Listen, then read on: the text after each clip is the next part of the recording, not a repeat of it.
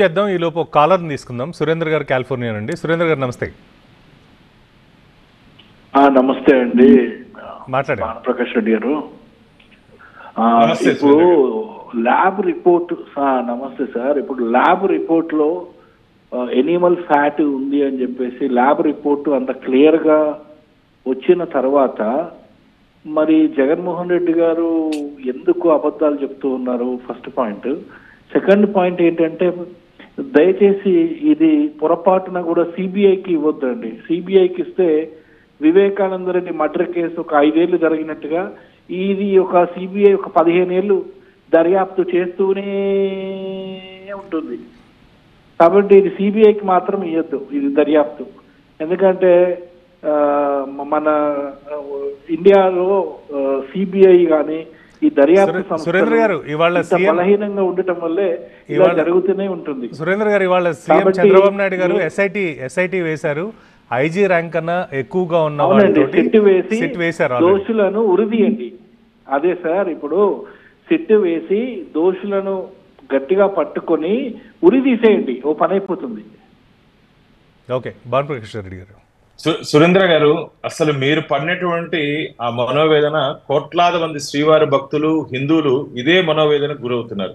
ఎవరు ఎక్కడ మాట్లాడినా సరే ఈ పాపాత్ముల్ని ఉరిదీయండి, రాళ్ళతో కొట్టి చంపండి అంటే ఎంత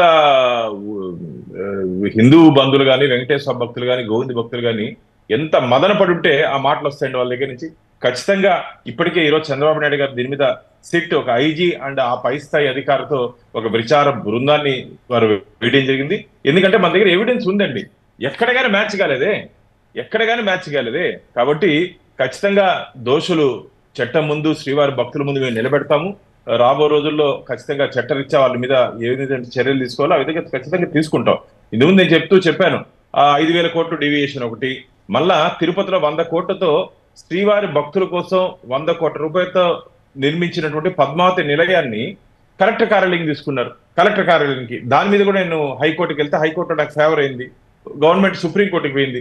సుప్రీంకోర్టుకి వెళ్ళిన తర్వాత సుప్రీంకోర్టులో వీళ్ళు అది ట్రాన్సిట్ అకామిడేషన్, మేము ఎవ్రీ మంత్ స్వామివారికి 21 లక్ష బాడుగు కడతామని చెప్పి 5 సంవత్సరాలు ఒక్క రూపాయి కూడా బాడుగు కట్టలేదు. వెంకటేశ్వర స్వామికి టీటీడీ స్థలం కబ్జా చేసుకున్నారు, ఒక్క రూపాయి బాడుగు కట్టలేదు.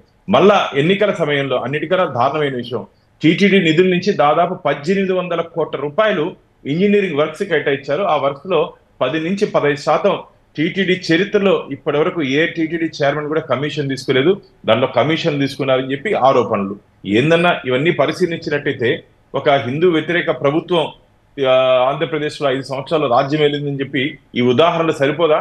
ఎంత దారుణమైన విషయం అంటే 320 రూపాయలకి మనకు స్వచ్ఛమైనటువంటి దాని ఏమంటారు శనగ నూనె కూడా రాదు. మనం గాని ఆడిస్తే శనగ నూనె కూడా రాదు. అలాంటప్పుడు ఆలోచించి కదా నిర్ణయం తీసుకోవాలి. ఇది మాకు సంబంధం లేదు, నేను అక్కడ కూర్చోన్నాను, నేను గుళ్ళు కట్టినాను, గోపురాలు కట్టినాను, జమ్మూలో కట్టినాను, కన్యాకుమారిలో కట్టినాను అని చెప్పి హరికథలు మాట్లాడతారు జగన్మోహన్ రెడ్డి గారు. ఈ జరిగిన కథ మాట్లాడగలిగా నువ్వు అంటే అవన్నీ చెప్తావు. నువ్వేమన్నా రాజా? భానుప్రకాష్ గారు, ఇంకో కాలర్ ఉన్నారని మాట్లాడదాం. లోకేష్, ఖతార్ నుండి. లోకేష్ గారు నమస్తే.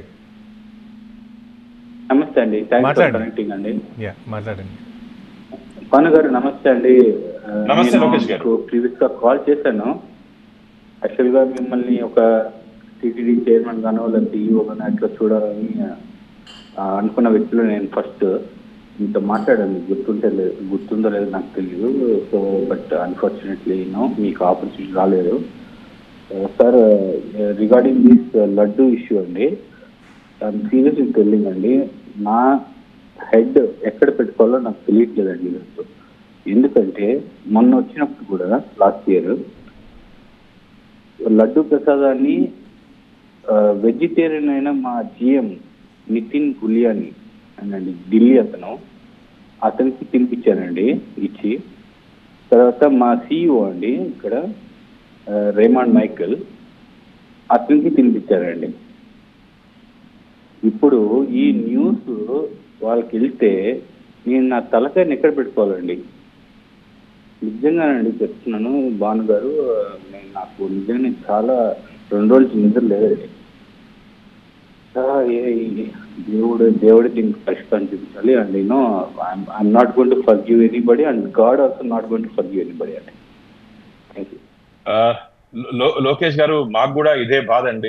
ఎందుకంటే ఆ, ఇలాంటి దురదృష్టకర సంఘటన జరగడం స్వామివారికి దగ్గర అందరం ఆ, చాలా మదన పడుతున్నాం, బాధపడుతున్నాం. ఆ, స్వామివారు ఖచ్చితంగా ఏ విధమైన శిక్ష విధించాలో ఆ విధమైన శిక్ష విధిస్తారు. ఇది కలికాలంలో ఇలాంటి జరుగుతాయని చెప్పి బ్రహ్మం గారు చెప్పారు. కానీ స్వామివారి దగ్గర ఇలాంటి అపచారం జరుగుతుందని మేమైతే ఊహించలేదు. ఆ, బరి తెగించి ఇలా చేశారని చెప్పి మేము భావిస్తున్నాం. ఇక దీనికన్నా ఎక్కువ కూడా మాట్లాడే అవకాశం లేదు. నాకు చాలా మంది ఫోన్ చేసి ఏడ్చారండి, ఫోన్లో ఏడ్చారు, కన్నీళ్ళు పెట్టుకున్నారు. మన ఏం జరుగుతుంది, మన వెంకటేశ్వర స్వామికి, నా స్వామికి ఏంది ఇంత అపచారం జరిగింది, ఏం చేయాలా? నేను ఒక యూట్యూబ్ లో చూడడం జరిగింది. ఒక అగ్నిహోత్రి ఆ, బ్రాహ్మణుడు, మేము మా నాలిక మీద వాత పెట్టుకోవాలి అంటున్నారు. అంటే ఎన్ని కోట్ల మంది ఇలా జగన్మోహన్ రెడ్డి నువ్వు చేసిన పాపానికి వాతలు పెట్టుకోవాలయ్యా?